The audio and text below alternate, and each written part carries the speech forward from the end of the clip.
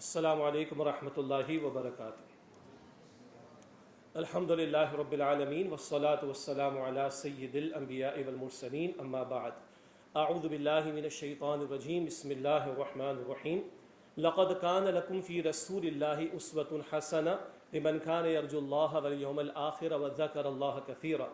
وقال اللہ تبارک وتعالی هو الذي أرسل رسوله بالهدى ودين الحق ليظهره على الدين كله وكفى بالله شهيدا۔ وقال الله تبارك وتعالى يا أيها الذين آمنوا ادخلوا في السلم كافة ولا تتبعوا خطوات الشيطان إنه لكم عدو مبين۔ صدق الله العظيم۔ اللهم صل على محمد وعلى آل محمد وبارك وسلم۔ رب اشرح لي صدري ويسر لي أمري واحلل عقدة من لساني يفقهوا قولي واجعل لي وزيرا من اہلی آمین یا رب العالمین۔ محترم ڈاکٹر ہمایوں صاحب، ڈاکٹر زاہد صاحب، محترمہ ڈاکٹر شناز صاحبہ اور ہمارے اصحاب علم جو مجلس میں شریک ہیں، اور ہمارے عزیز طلباء و طالبات، کل سے میری طبیعت خاصی ناساز تھی اور رات بھی بخار کا اور دیگر مسائل کا شکار تھا، لیکن میرا خیال ہے کہ اس مجلس کی برکت ہے۔ رات کی کمٹمنٹ میں نے کینسل کی تھی مگر یہاں وعدہ تھا تو حاضری ہوئی ہے۔ اللہ تعالیٰ ہم سب کا جمع ہونا قبول فرمائے، اور سیر چیر کے تحت یہ جو کانفرنس منعقد کی جا رہی ہے، اور تھوڑا سا میں نے ابھی جائزہ لیا ہے کہ 100 سے زیادہ مقالات انگلش میں، عربک میں اور اردو میں میسر آئے ہیں، یہ خوش آئند بات ہے۔ ڈاکٹر صاحبہ نے یہ تو ذکر فرمایا کہ کچھ بجٹ کے معاملات ہو جایا کرتے ہیں، مگر یہ جو کتابچہ میرے سامنے رکھا ہوا ہے اور 100 کے قریب مقالہ جات کی تلخیص کے نکات ہمارے سامنے ہیں، تو میں سمجھتا ہوں کہ یہ بجٹ ہمارے لیے میٹر نہیں ہونا چاہیے۔ آگے رسالت مآب صلی اللہ علیہ وسلم کے تعلق سے ذکر میں آپ کے سامنے کر دوں گا۔ ایک ذرا لائٹر سائڈ پر ایک بات عرض کرنا چاہوں گا۔ آج سے کوئی 15-20 سال پہلے ایک چھوٹا سا کتابچہ ہاتھ لگا تو ایک محترم حضرت کا نام اس میں کہیں لکھا ہوا تھا، لیکن 4 سطروں میں ان کے القابات لکھے ہوئے تھے، تو تعریف کے پل تھے وہ جو باندھے گئے تھے۔ تو ایک بڑے مفتی صاحب اللہ تعالیٰ ان کی مغفرت فرمائے شہید کر دیے گئے تھے۔ میں نے کہا حضرت یہ مجھے سمجھ نہیں آ رہا، یہ چھوٹا سا کتابچہ ہے اور 4 لائنوں میں محترم کے القابات لکھے ہوئے ہیں، شاید کہیں نام بھی ہے۔ تو انہوں نے بڑی پیاری بات بیان فرمائی کہ بیٹا بات یہ ہے کہ پہلے اعمال بہت تھے نا، تو نام چھوٹے چھوٹے تھے۔ حضرت ابوبکر صدیق رضی اللہ تعالیٰ عنہ نہ شیخ العرب کہتے، نہ شیخ العجم کہتے، نہ شیخ التفسیر کہتے، نہ شیخ القرآن کہتے، نہ شیخ الفقہ کہتے، کچھ بھی نہیں کہتے۔ تو بیٹا پہلے اعمال بہت تھے تو نام چھوٹے تھے، اب مسئلہ ہو گیا کہ اعمال تو کم پڑ گئے، تو اب ناموں کا معاملہ اور تعریفوں کے پل باندھنے کا معاملہ اللہ تعالیٰ حفاظت فرمائے۔ رئیس بھائی ہمارے بہت پیارے ساتھی ہیں، معذرت میں ان کی طرف پش کر کے کھڑا ہوا ہوں، اور بڑی محبت فرماتے ہیں۔ ڈاکٹر صاحبہ بہت مہینے بھر سے ماشاءاللہ انہوں نے کوشش کی کہ آج حاضری ہو جائے، لیکن میں اپنی ذات کے لیے، اور یقیناً اصحاب علم بھی موجود ہیں، اللہ کے پیغمبر علیہ السلام نے ایک ایک نقطے پر ہمیں رہنمائی عطا فرمائی، بڑی پیاری دعائیں سکھائی ہیں۔ اللہم لا تؤاخذنی بما یقولون، اللہ یہ جو کچھ کہہ رہے ہیں نا میرے بارے میں، اس پر میرا مواخذہ نہ فرمانا۔ واغفر لی بما لا یعلمون، اور اللہ جو یہ میرے بارے میں نہیں جانتے اس پر میری مغفرت فرما دے، تو نے تو پردہ ڈالا میں ان کو معلوم نہیں۔ واجعلنی خیرا مما یظنون، اور اللہ یہ جو میرے بارے میں گمان کر رہے ہیں تو اس سے بہتر مجھے بنا دے۔ اور میں سمجھتا ہوں کہ اصحاب علم ہوں، معلم ہوں، معلمات ہوں، معلمین ہوں، اساتذہ ہوں، جہاں کہیں بھی تھوڑا سا ایک ایکسپوجر مل جاتا ہے تو ظاہری بات ہے وہاں فتنے کے امکانات بھی بڑھ جاتے ہیں، اس تناظر میں بہت زیادہ توجہ کی ضرورت ہے۔ یہ دعائیں بہت قیمتی ہیں جو اللہ سبحانہ وتعالیٰ کے رسول مکرم صلی اللہ علیہ وآلہ وسلم نے ہمیں سکھائی ہیں۔ ہمارے محترم مشفق حاج حنیف طیب صاحب تشریف لا چکے ہیں اور جوائن کر رہے ہیں، ہمیں تھوڑا سا توقف کر لیتے ہیں انشاءاللہ۔ میرے بڑے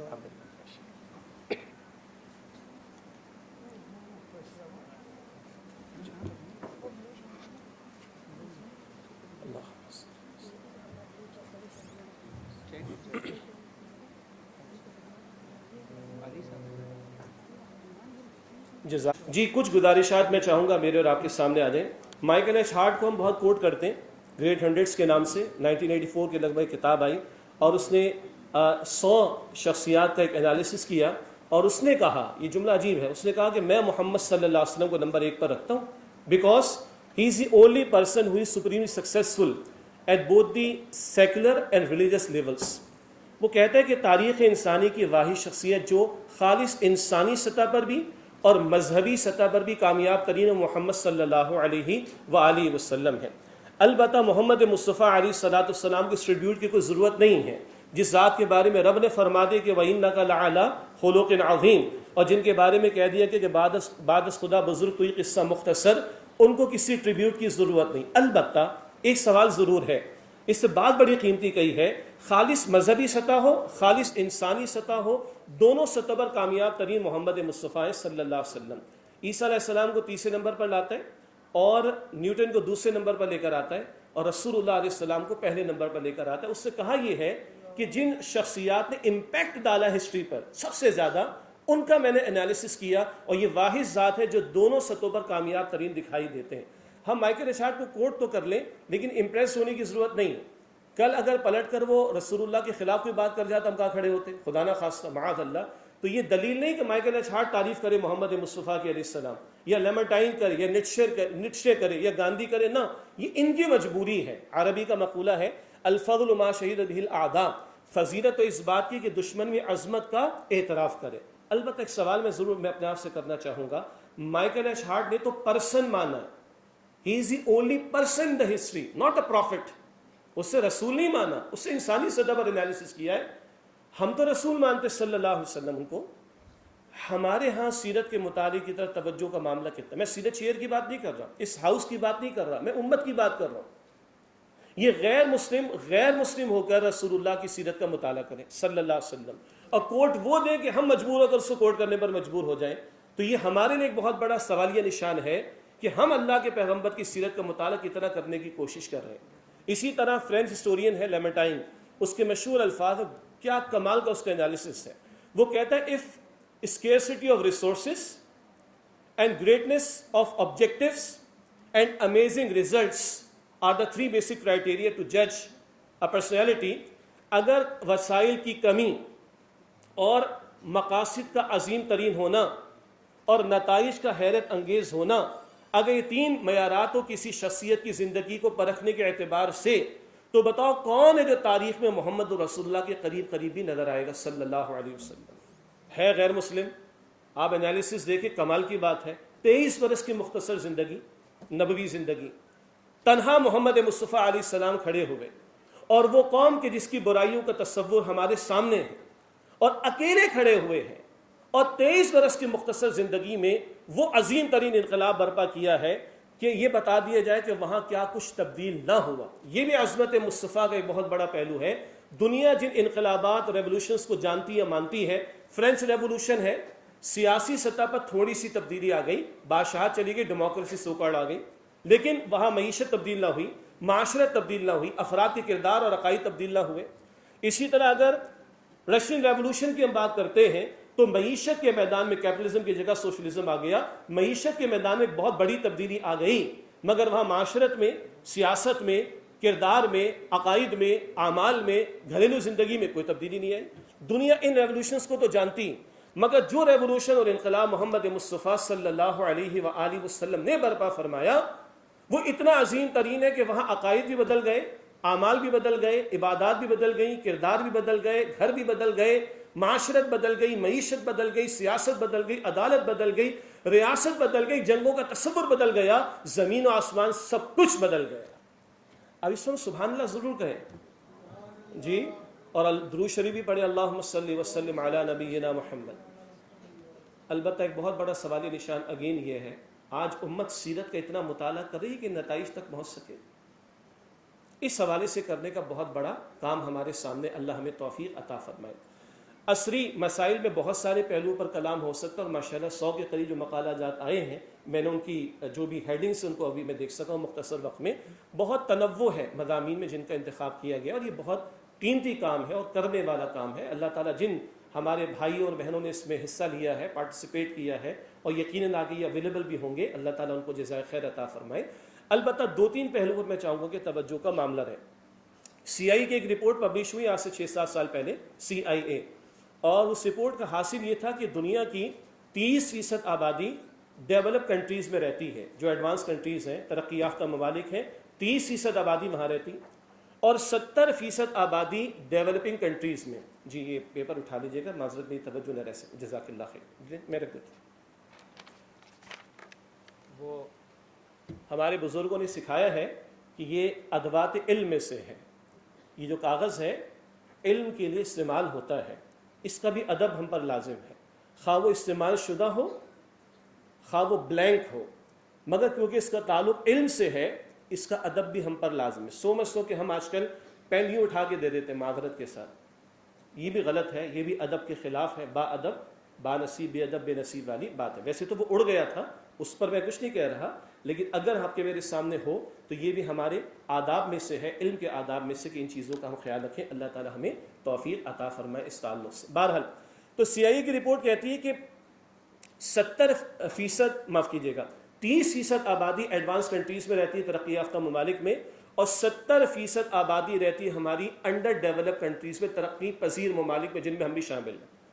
اگلا تجزیہ بہت عجیب لگے گا مگر یہی ہے, 30% آبادی میں دنیا کے 70% جرائم ہو رہے. یہ تو ہمارا میڈیا ہے جو پتہ نہیں صحیح پکچر پریزنٹ نہیں کرتا, اور وہاں کا کنٹرول میڈیا ہے. ہمارا خیال ہے کہ میڈیا آزاد ہے, نہ, ہمارا خیال ہے کہ میڈیا آزاد ہے, ایسا نہیں ہے. وہ دکھانا چاہتے ہیں, وہ جو دکھانا چاہتے ہیں, جو نہیں دکھانا چاہتے وہ نہیں دکھاتے. فلسطین کے مظلوم بچوں کی ہڈیاں جو توڑی گئی ہیں, ہمارے بھائیوں کے ساتھ اور بہنوں کے ساتھ ظلم و ستم کیا جاتا ہے, نہیں دکھانا چاہتے تو آپ اور میں نہیں دیکھ سکتے اس کو, اور دن دراز فحاشی اور یعنی جو چاہیں گے وہ دکھا دیں گے مجھے اور آپ کو. بہرحال تو CIA کی رپورٹ کہتی ہے دنیا کے 70% جرائم 30% آبادی میں ہو رہے ہیں, اور 30% جرائم ترقی پذیر ممالک میں ہو رہے ہیں. تو بھائی اگر وہ ترقی یافتہ ہیں, اگر وہ ترقی کے معراج کو پہنچ چکے ہیں, تو واٹ از مسنگ؟ پھر 30% پہ 70% جرائم کیوں ہو رہے ہیں؟ What is missing? یہ ہمارے پاس حل موجود تھا اور ہے. اقرا کے ساتھ کہا تھا بسم ربک, پڑھنا تھا مگر رب کے نام کے ساتھ. وہ رب کے نام کو ایک طرف کر دیا گیا. 2 آنکھیں اللہ تعالیٰ نے دی تھی, ایک مادی علوم کی اور ایک روحانی علوم کی. وہ مادی علوم والی آنکھ فزیکل سائنسز کہہ لیں, عصری علوم کہہ لیں, دنیاوی علوم کہہ لیں, زمین کے ریسورسز کا علم کہہ لیں, خوب کھلی ہوئی, بہت آگے چلے گئے, مارس پہ چلے گئے, نہ جانے کہاں کا جاری شٹل جو ہے وہ ناسا کی. لیکن جو وحی والی آنکھ تھی, ہدایت والی آنکھ تھی, جو پہلے دن سے اللہ تعالیٰ نے کھولی تھی. پہلے پیغمبر آدم علیہ السلام اللہ تعالیٰ بھیج رہے زمین پر, فرما رہے سورہ البقرہ کی آیت نمبر 38 میں, فَإِمَّا يَأْتِيَنَّكُم مِّنِّي هُدًى فَمَن تَبِعَ هُدَايَ فَلَا خَوْفٌ عَلَيْهِمْ وَلَا هُمْ يَحْزَنُونَ. جب تمہارے پاس میری طرف سے ہدایت پہنچے گی, جو میری ہدایت کی پیروی کریں گے ان کو نہ خوف ہوگا نہ وہ غمگین ہوں گے. یہ پہلے دن سے کہا آدم علیہ السلام. اور آخری پیغمبر کو پہلی وحی عطا ہو رہی ہے صلی اللہ علیہ وآلہ وسلم, اقرا بسم ربک, پڑھیے مگر رب کے نام کے ساتھ. یہ وہ پہلو تھا جو ہمیں پہلے دن سے سبق دیا گیا. آج دنیا اگر یہاں پہنچی ہے تو وہ دوسری آنکھ کیونکہ بند ہے, اس لیے مسائل بڑھ رہے, کم نہیں ہو رہے. آپ اور ہم جانتے ہیں کہ دنیا میں اسکینڈینیوین کنٹریز ہیں, ڈنمارک ہے, سویڈن وغیرہ, ان میں پر کیپٹا انکم دنیا میں سب سے زیادہ ہے. فی کس آمدن پر کیپٹا انکم ان خوشحال ممالک میں سب سے زیادہ ہے, اور ان کو دنیا کی ترقی یافتہ ممالک بھی کہا جاتا ہے, خوشحال ممالک بھی کہا جاتا ہے, اور ویلفیئر اسٹیٹس کہا جاتا ہے. بالکل صحیح بات ہے. وہاں پہ الاؤنسز, اگر آپ بے روزگار ہو گئے تو الاؤنسز موجود ہیں, اور وہاں پر اگر آپ کے پاس مسائل ہیں تو آپ کے لیے حل اسٹیٹ پرووائڈ کر دے گی. ان کو فلاحی ریاست کہتے ہیں. پر کیپٹا انکم جن کے یہاں سب سے زیادہ, خوشحالی جن کے ہاں سب سے زیادہ. آپ اور ہم جانتے ہیں خودکشیاں بھی سب سے زیادہ انہی ممالک میں ہوتی ہیں. کیوں آخر؟ اگر خوشحالی کی معراج پر پہنچ گئے, پر کیپٹا انکم سب سے زیادہ ہے, وسائل سب سے زیادہ اویلیبل ہیں, اسٹیٹ کیئر کر رہی ہے عوام کی اور رعایا کی, تو پھر یہ خودکشیاں آخر کیوں ہو رہی ہیں؟ Something is missing.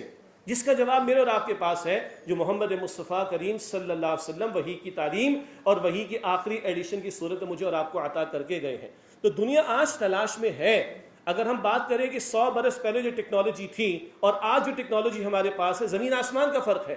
لیکن اگر اس بات پر کلام کیا جائے کہ کیا 100 برس پہلے زندگی کی پیچیدگیاں زیادہ تھیں, آج زیادہ ہے, تو آپ کیا جواب دیں گے؟ آج زیادہ ہے. تو اگر یہی ٹیکنالوجی معراج ہے اگر ترقی کی, اور سب کچھ ہم نے پا لیا ہے, اور خدا معاذ اللہ خدا کا انکار ہو رہا ہے, we are grown up people today, یہ ویسٹرن سوسائٹیز کے جملے, we need know more God, کسی خدا کی ضرورت نہیں, we are grown up people, ہم بہت بالغ ہو چکے ہیں, ہم بہت میچور ہو چکے ہیں. اگر یہی معراج ہے تو پھر خودکشیاں کیوں ہو رہی ہیں؟ یہ اگر معراج ہے تو وہاں نفسیاتی امراض سب سے زیادہ آخر کیوں ہیں؟ سم تھنگ از مسنگ، جس کو میں عرض کرنا چاہ رہا ہوں وہ وحی کی آنکھ ہے، اور اس آنکھ سے ان علوم کو دیکھنا، دنیا کو دیکھنا، اس کے مسائل کے حل تلاش کرنا، آج اس سے دنیا بہت دور ہے۔ البتہ ہمارے محترم مکرم مفتی منیب الرحمان صاحب نے بڑی خوبصورت بات فرمائی، اور میں چاہتا ہوں یہاں پہ بھی عرض کروں میں آپ کے سامنے۔ وہ کہتے ہیں کہ فرماتے ہیں کہ ہم مغرب کی برائیوں کا ذکر کرتے ہیں اور ہم ان کے پریکٹیکل کو بیان کرتے ہیں اور اپنی تھیوری سے کمپیئر کرتے ہیں۔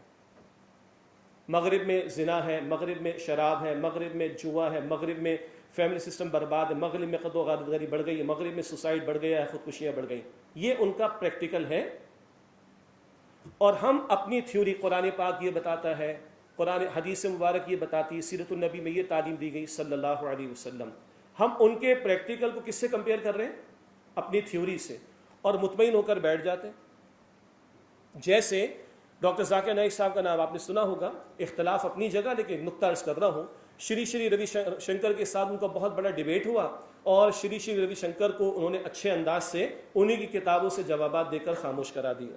ایک مسلمان دیکھ رہا ہے کہ یہ مسلمان ہے ڈاکٹر ذاکر نائک، یہ شری روی شنکر ہے، یہ ہندو ہے، کیا کمال کے دلائل ڈاکٹر ذاکر نائک نے دیے، اس سے ریفیوٹ کرنے کی کوشش کی تو اگلا 15 منٹ میں پھر اس سے ریفیوٹ کر دیا اور اس کو خاموش کرا دیا۔ اسلام جیت گیا اور ہندو مت ہار گیا، میں کمبل اوڑھ کر لیٹ گیا، میرا اسلام پورا ہو گیا۔ یہ اطمینان پایا ہوا آج ہم لوگوں نے۔ تو ہم ان کی پریکٹیکل کو اپنی تھیوری سے کمپیئر کر کر مطمئن ہو جاتے ہیں۔ ذرا ان کے پریکٹیکل کو ہم اپنے پریکٹیکل سے تو کمپیئر کریں۔ کیا آج آپ کے میرے اس معاشرے ملک میں سود کا دھندا نہیں چل رہا؟ اللہ اور اس کے رسول سے حالت جنگ میں ہے کہ نہیں ہم لوگ؟ کیا آج آپ کے اس میرے معاشرے کے اندر LGBT کے لیے راہیں کھولی جا رہی ہیں کہ نہیں؟ کیا آج آپ کے میرے اس معاشرے میں شراب آسانی سے دستیاب ہو جاتی ہے کہ نہیں؟ کیا آج آپ کے میرے معاشروں کے اندر، بڑے شہروں کی بات کر رہا ہوں، زنا کے لیے آپشنز اویلیبل ہیں کہ نہیں؟ کیا آج آپ کے میرے بڑے شہروں کے اندر اولڈ ہاؤسز بن چکے ہیں کہ نہیں؟ کیا آج آپ کے میرے معاشروں میں نکاح کے تصور کی نفی کی باتیں شروع ہو گئی کہ نہیں؟ عورت مارچ۔ کیا آج آپ کے میرے معاشرے میں طلاق کی شرح بڑھ رہی ہے کہ نہیں؟ کیا آج آپ کے میرے معاشرے میں خلا کا ریشو بڑھ رہا ہے کہ نہیں؟ کیا آج آپ کے میرے معاشرے میں خاندانی نظام کے حوالے سے مسائل پیدا ہونا شروع ہو گئے کہ نہیں؟ یس۔ تو بھائی ان کے پریکٹیکل کو اپنے پریکٹیکل سے کمپیئر کرو تو آنکھیں دن میں تارے نظر آ جائے نا۔ یہ کیا کہ ان کا پریکٹیکل اٹھائیں، ان کی برائیاں اٹھائیں اور اپنی تھیوری اٹھائیں، مطمئن ہو کر بیٹھ جائے کہ ہمارے پاس اتنا بڑا خزانہ موجود ہے۔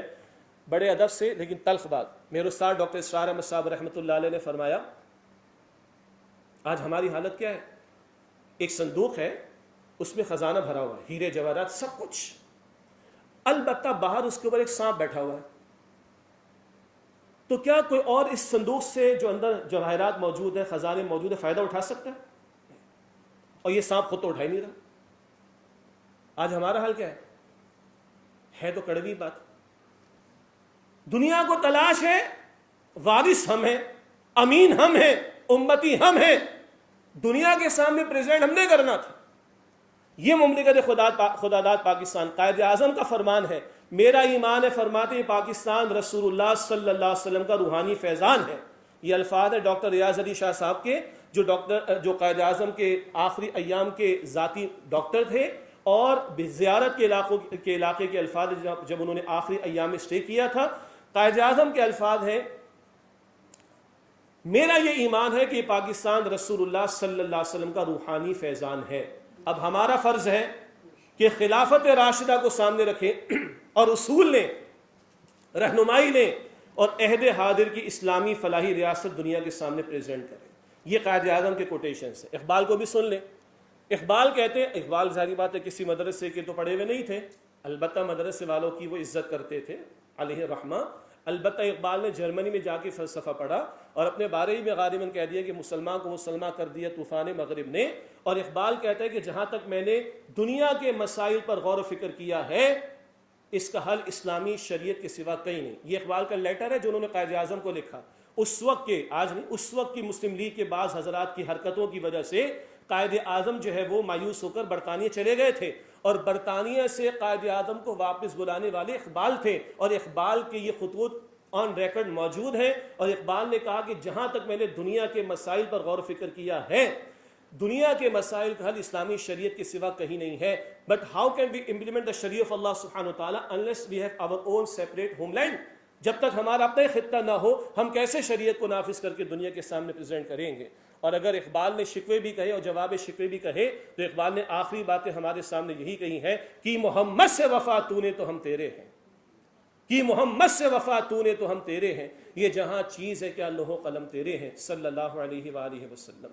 اب اگلی بات جو میں عرض کرنا چاہوں گا وہ یہ ہے کہ اللہ کے پیغمبر علیہ السلام کی سیرت کا بیان یہ اعزاز کی بات تو ہے، یہ ہمارے ذمہ فرض بھی ہے.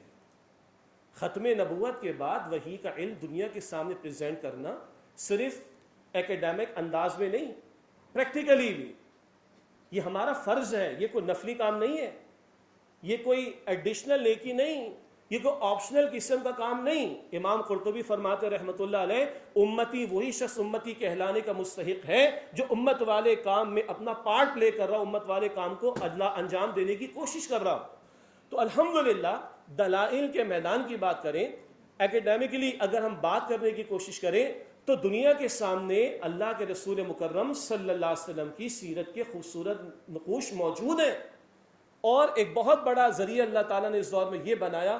ہم تو بہرحال بورن مسلمز ہیں، شاید ہمیں اپنے اسلام، اور ابھی ڈاکٹر ہمایوں صاحب کلمے کی بات فرما رہے تھے، شاید اس کلمے کی عظمت کا، اس کے امپیکٹ کا ہمیں شاید اندازہ نہیں ہے، کیونکہ مال مفت دل بے رحم والی بات ہے.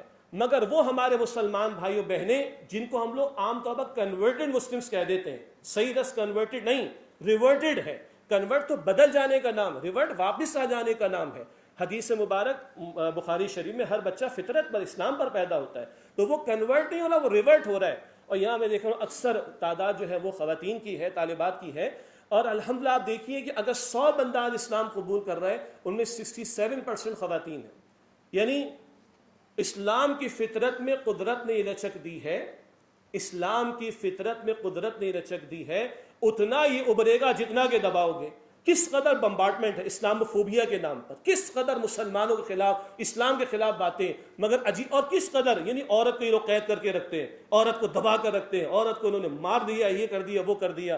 اس کے باوجود وہ جو ہر 100 میں سے ہر دن کئی تعداد ہوگی، میں ایوریج آؤٹ کر کے نہیں، ایک جسٹ ایگزامپل آپ کو دے رہا ہوں، اگر 100 بندہ اسلام قبول کر رہا ہے تو 67% ان میں خواتین ہیں. یہ کون خواتین ہیں؟ ان کو کسی نے گن پوائنٹ پر قبول کر رہا ہے اسلام؟ نہیں، انہوں نے قرآن پڑھا ہے خود سے جا کر، انہوں نے سیرت پڑھی ہے محمد مصطفیٰ علیہ السلام کی، انہوں نے فیس ویلیو پر اسلام کو پڑھا سمجھا اور پھر اسلام کو قبول کیا. ایک اس گوشے سے اسلام کی صحیح معنی میں سمجھتا ہوں کہ ایک آواز بلند ہو رہی ہے.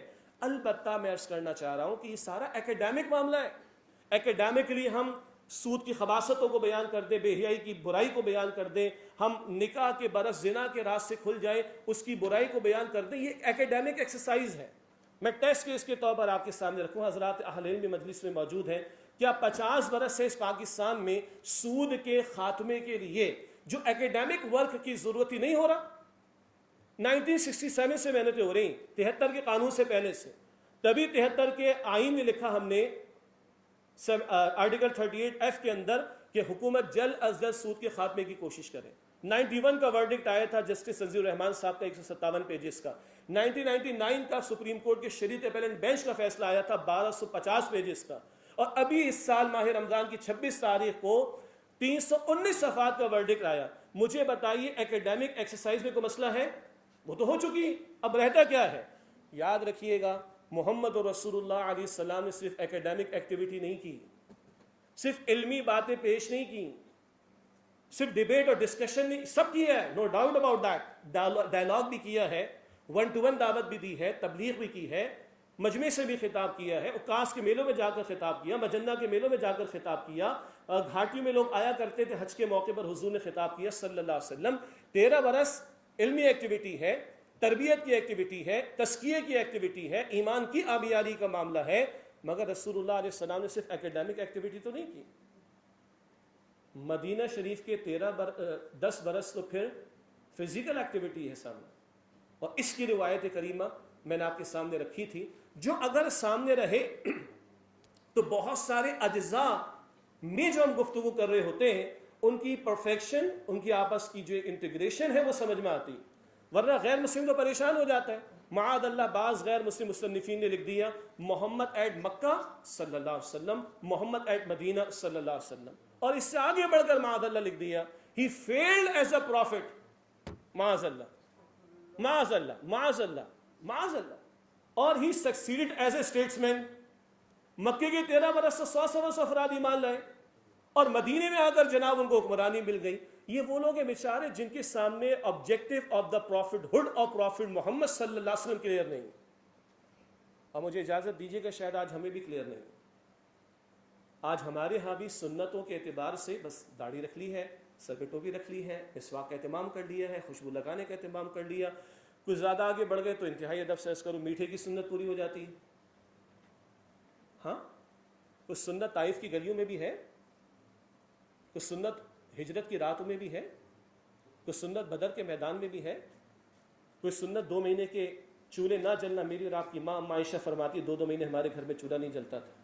کچھ سنت پیڑ پر پتھروں کو باندھنے کی بھی ہے. وہ کیا مشن تھا جس میں یہ تنوع اس ساری محنت کا ہمیں دکھائی دیتا ہے؟ وہ ہے 3 مرتبہ جو قرآن کریم نے فرمایا سورۃ التوبہ کی آیت نمبر 33 میں، سورہ فتح کی آیت نمبر 28 میں، سورہ صف کی آیت نمبر 9 میں، هو الذی ارسل رسولہ بالہدی ودین الحق لیظہرہ علی الدین کلہ. وہ اللہ جس نے اپنے رسول مکرم صلی اللہ علیہ وسلم کو بھیجا الہدا مکمل ہدایت نامہ دے کر. کیوں؟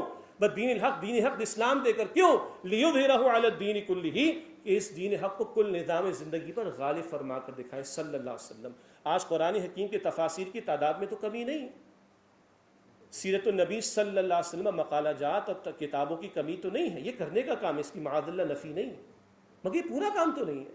قرآن صرف اس لیے ہے کہ پڑھ لیا جائے، پڑھا دیا جائے، ترجمہ کرا دیا جائے، سکھا دیا جائے، تفسیر چھاپ دی جائے، 8-8 10-10 سال کے کورسز کرا دیے جائے. یہ کرنے والے کام ہے، کافی نہیں. قرآن اپنے احکام کا نفاذ چاہتا ہے نا. اسی قرآن میں 3 فتاوی اللہ کے ہیں. جی اللہ بھی فتویٰ دیتا ہے، یستفتونک قل اللہ یفتیکم، اللہ بھی فتویٰ عطا فرماتا ہے لٹرل میننگ میں. وہ 3 فتاوی اللہ کے کیا ہیں؟ سورۃ المائدہ کی آیت نمبر 44 45 47 من لم يحكم بما انزل اللہ فاولئک هم الکافرون فاولئک هم الظالمون فاولئک هم الفاسقون. جو اللہ کے نازل کردہ کلام کے مطابق فیصلے نہیں کر رہے وہی تو عملاً کفر کر رہے. محتاط ترجمہ، وہی تو ظلم کر رہے، وہی تو فسق میں مبتلا ہے. تو اللہ کا کلام صرف پڑھنے، پڑھانے، چھاپ دینے کے لیے نہیں آیا تھا، کچھ محافل کے انعقاد کے لیے نہیں آیا تھا. یہ اپنا نفاذ چاہتا ہے، اور ان احکام کے نفاذ کے لیے آیت کریمہ. امام الہند شاہ ولی اللہ رحمۃ اللہ علیہ فرماتے ہیں اگر قرآن حکیم کے خزانوں کو سمجھنا ہے تو یہ آیت کریمہ چابی ہے اس کی. کیوں؟ قرآن اور صاحب قرآن لازم و ملزوم ہے صلی اللہ علیہ وسلم. قرآن حکیم 23 برس میں نازل ہوا تو نبی مکرم صلی اللہ علیہ وسلم کی نبوی زندگی بھی 23 برس کی ہے. اگر قرآن سمجھنا تو 23 برس کی زندگی کو سامنے رکھنا ہوگا، اور 23 برس کی زندگی کا مجموعہ سمجھنا ہے تو قرآن کو سامنے رکھنا ہوگا. اور اس قرآن کے خزانوں کی چابی شاہ ولی اللہ فرما رہے یہ آیت کریمہ. کیوں قرآن عطا ہوا؟ کیوں دین حق عطا ہوا؟ لیظہرہ علی الدین کلہ، تاکہ آپ اس دین حق کو کل نظام زندگی پر غالب فرما دیں. یہ مشن محمد مصطفیٰ صلی اللہ علیہ وسلم کا قرآن حکیم 3 مرتبہ بیان فرماتے ہیں. میں آخری 4-5 منٹ آپ کے لیے رہا ہوں، انشاءاللہ پھر بعد مکمل کروں گا، کیونکہ ڈاکٹر صاحب نے فرمایا تھا کہ آپ کے پاس کھلا ٹائم ہے. لیکن نہیں، وہ مشہور ہے کہ مولوی کے ہاتھ میں مائک آ جائے تو بڑی دیر سے چھوٹتا ہے، تو ہم ایسی کوشش نہیں کرتے. ہمارے معزز مہمان اور بھی موجود ہیں الحمدللہ. صرف 4 یا 5 منٹ میں بات مکمل کرتا ہوں انشاءاللہ. یہ ہے جس پر آج ہمیں غور کرنے کی ضرورت ہے. دنیا کے سامنے اکیڈیمکلی دلائل موجود ہیں، اسی لیے میں نے عرض کر دیا کہ جو غیر مسلم قبول کر رہے ہیں وہ انہی دلائل کو سامنے رکھ کر اور نبی پاک علیہ السلام کی سیرت کی عظمت کو سامنے رکھ کر وہ قبول کر رہے ہیں اسلام. لیکن یہ اسلام صرف کتابوں تک محدود ہونے کے لیے نہیں آیا، یہ فقط کچھ کانفرنس سیمینارز کے لیے نہیں آیا. میں اس کی نگیشن نہیں کر رہا، خود ہی تو شامل ہو یہاں پر. یہ کافی نہیں، یہ ہمیں مہمیز دے، ہمیں موٹیویٹ کرے، انسپریشن ہمارے اندر پیدا کرے، پھر اللہ کرے کہ وہ تحریک ہمارے اندر پیدا ہو. اور وہ قرض آج اس امت کے کاندھوں پر ہے کہ انسانیت کے سامنے پریزنٹ کرے وحی کی تعلیم کے مطابق ایک پورا عمل، ایک وحی کی تعلیم کے مطابق پورا نظام، اور محمد مصطفیٰ صلی اللہ علیہ وآلہ وسلم بالفعل اس کو قائم کر کے گئے. ایک بڑا اہم ٹاپک جو میں سمجھتا ہوں کہ تحقیق کے لیے ہو سکتا ہے، ایک فقہ السیرہ پر تو ہم کلام کرتے ہیں کہ سیرت النبی میں صلی اللہ علیہ وسلم یہ واقعہ ہوا، یہ واقعہ ہوا، یہ واقعہ ہوا، یہ واقعہ ہوا، یہ واقعہ ہوا. ایک اس کی فقہ ہے، یہ کیوں ہوا. اگر مکے کے 13 برس سے ہاتھ اٹھانے کی اجازت نہیں تھی، قرآن کریم فرماتا ہے سورہ نساء کی آیت نمبر 77 میں کفوا ایدیکم، اپنے ہاتھوں کو باندھ کر رکھو. اور مدنی دور میں قرآن کہتے ہیں جہاں میرے گردن اڑا دو ان کی. کتنی عجیب بات ہے، اپیرنٹلی بالکل الگ الگ باتیں ہیں. تو فقہ السیرہ تو یہ ہے نا، کیوں ہاتھ باندھے رکھے گئے، کیوں ہاتھ کھول دیے گئے، کیوں کبھی کہا کہ ادفع باللتی ہی احسن، برائی کا جواب بھلائی سے دے دینا، اور کبھی کہا جا رہا ہے وجزاء السیئۃ سیئۃ مثلھا، برائی کا بدلہ ویسی برائی ہو. آخر کیوں؟ یہ ہے فقہ السیرہ. اسی طرح فقہ السیرہ کے اعتبار سے اگر آپ مجھے اجازت دیں، شاید ٹرمنالوجی اہل علم کے ہاں شاید ایکسیپٹیبل نہ ہو، فقہ الانقلاب. محمد مصطفیٰ علیہ السلام نے جو انقلاب برپا کیا وہ کیسے برپا کیا؟ جہاں جیسے میں نے تھوڑی دیر پہلے ابتدا میں ذکر کیا، باطن اور ظاہر، افراد اور مجموعہ، گھر اور معاشرہ، معیشت اور معاشرت، سیاست اور عدالت اور ریاست، ہر شے تبدیل ہو گئی. وہ فقہ الانقلاب. کیا میتھڈالوجی تھی محمد مصطفیٰ صلی اللہ علیہ وآلہ وسلم کی؟ آج امت میں درد کی کمی نہیں ہے، یعنی امت کے درد کی بات ہو رہی ہے. آج امت میں جذبے کی کمی نہیں، مگر آج جس بات کی کمی محسوس ہوتی ہے وہ طریقہ کار، کہ جس طریقہ کار کو محمد مصطفیٰ صلی اللہ علیہ وسلم نے اختیار کر کے 23 برس کی محدود زندگی میں، 23 برس کے محدود عرصے کے اندر تاریخ انسانی کا عظیم ترین انقلاب برپا کر دیا. میں سمجھتا ہوں کہ تحقیق کا اگر اس کو موضوع بنایا جائے تو بہت قیمتی ہوگا.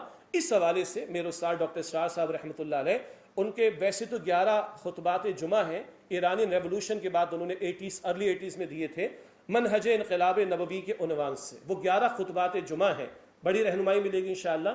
اور ایک پھر زندگی کے آخری سالوں میں انہوں نے کیا تھا خطاب رسول انقلاب کا طریق انقلاب صلی اللہ علیہ وسلم. وہ 2.5 گھنٹے کا ایک تفصیلی خطاب ہے، اور الحمدللہ عالم عرب میں بھی بعض حضرات اس پر کام کر رہے ہیں اور دیگر ممالک میں بھی. حتیٰ کہ یہ ذکر ہوا کہ صدر مرسی شہید رحمۃ اللہ علیہ، اللہ تعالیٰ ان کے درجات کو بلند فرمائے، پاکستان سے بعض حضرات تشریف لے گئے تھے. جب ان کی جب وزارت کا معاملہ ہوا تھا تو معلوم ہوا کہ وہ بھی اس طرح کے موضوعات پر مطالعہ کرتے رہے ہیں. اور ڈاکٹر اسرار صاحب کا بھی کام جو عربی میں ترجمہ ہوا یا انگریزی کے ذریعے ان تک پہنچا، اس کا مطالعہ انہوں نے بھی کیا تھا. میں سمجھتا ہوں کہ آج امت کو فقہ الانقلاب کے حوالے سے اور انقلاب برپا کرنے کے حوالے سے جو رسول اللہ صلی اللہ علیہ وسلم کی میتھڈالوجی تھی اس پر توجہ کرنے کی ضرورت ہے. اور جیسے ڈاکٹر صاحب نے بھی آیت کریمہ تلاوت کی تھی، ڈاکٹر ہمایوں صاحب نے، یا ایھا الذین آمنوا ادخلوا فی السلم کافہ، سورہ البقرہ آیت نمبر 208. اے ایمان والو، اسلام میں پورے کے پورے داخل ہو جاؤ. وہ اسلام جو آج چند ایام تک محدود ہو گیا، چند اعمال تک محدود ہو گیا، نہ، وہ اسلام جو گھر میں بھی ہوگا، کاروبار میں بھی ہوگا، معیشت اور معاشرت اور ریاست اور عدالت کی سطح پر بھی ہوگا. اس اسلام کی بات ہو رہی ہے، اس کے غلبے کی جد و جہد. یہ نبی مکرم صلی اللہ علیہ وسلم کا مشن تھا. جہاں آپ کو ہمیں 13 برس صبر بھی نظر آتا ہے، استقامت دکھائی دیتی، دعوت بھی ہے، تبلیغ بھی ہے، تربیت بھی ہے، تزکیہ بھی ہے، اور لوگ جان کے دشمن ہوئے تو ہجرت بھی ہے. پھر بدر میں بھی تلوار اٹھی، 70 صحابہ کی جانوں کے نذرانے احد کے میدان میں، اور ہم آیت تلاوت تو کرتے ہیں لقد کان لکم فی رسول اللہ اسوۃ حسنہ. یہ کدھر پلیسمنٹ ہے اس آیت کی؟ یہ سورۃ الاحزاب کی آیت نمبر 21 ہے. وہ سیاق و سباق بھی تو دیکھیں. الاحزاب کے 2 رکوعوں میں، رکوع نمبر 2 اور 3 میں اللہ تعالیٰ نے غزوہ احزاب کا تبصرہ عطا فرمایا. ان 2 رکوعوں میں سچے ایمان والوں کا طرز عمل اور ایمان کے جھوٹے دعوے دار منافقین کا طرز عمل بیان ہوا. درمیان میں آیت آئی ہے لقد کان لکم فی رسول اللہ اسوۃ حسنہ. یہ جنرلائز بھی ہے مگر اسپیسیفکلی بھی تو دیکھیں کیوں احزاب کا موقع سجا، کیوں پیٹ پر پتھر باندھے، کیوں بھوک و مشقت کو برداشت کیا؟